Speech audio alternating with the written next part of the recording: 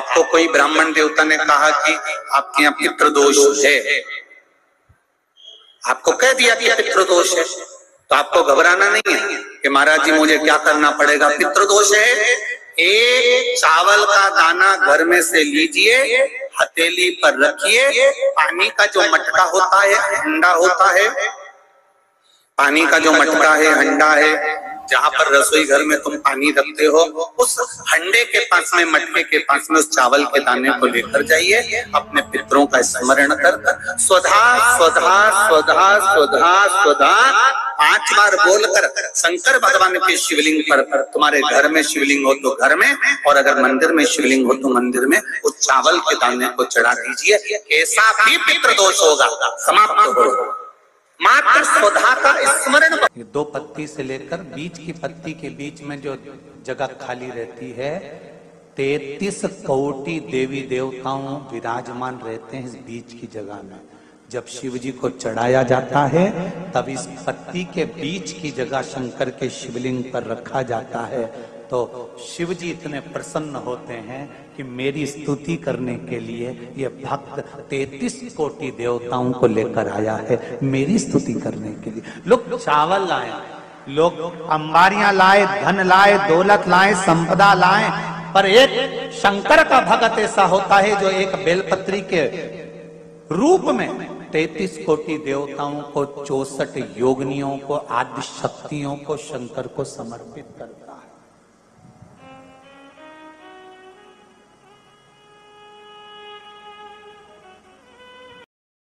को अमावस्या है, शाम के समय घी का दिया नदी के घाट पर, तालाब पर, कुएं पर।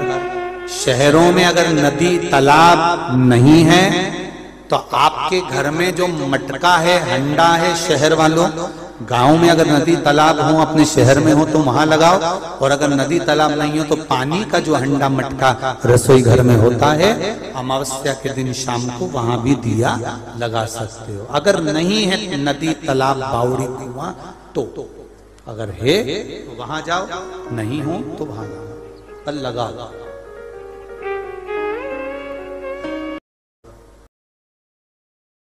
अमावस्या, पुरुषोत्तम की अमावस्या। तुलसी की लकड़ी पानी में घुमाकर, लकड़ी नहीं हो तो माला तो होगी ही, जल में भ्रमण कराकर, जल में घुमाकर, तुलसी की लकड़ी को जल में डालकर स्नान जो करता है, मात्र घुमाना है, लकड़ी डालकर नहीं रखना है, घुमाकर अपने पूजन वाले स्थान पर रखना, या पानी में पहले से घुमा लो, उस पानी को ले जाकर डाल दो।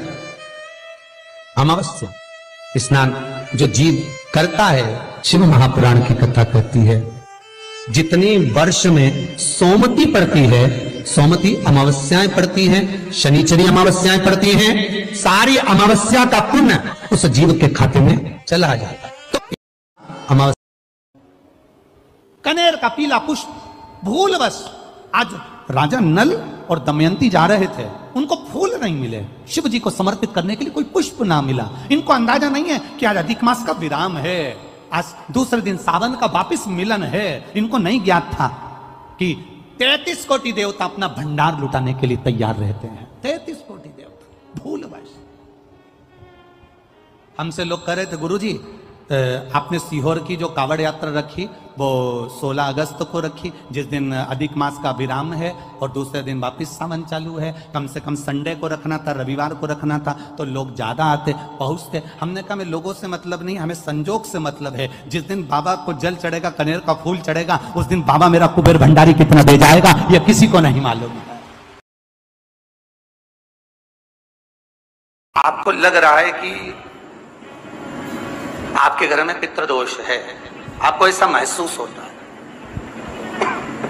आपको लगता है, तो किसी भी नवरात्रि के पहले जो अमावस्या पड़ती है, चावल की कटोरी में एक कपूर का टुकड़ा रख दीजिए, छोटा सा, और कपूर का टुकड़ा रखकर उस कपूर को दरवाजे के बाहर कटोरी में ही, चावल रखी हुई कटोरी में ही उसको पितरों का स्मरण कर कर जला दीजिए।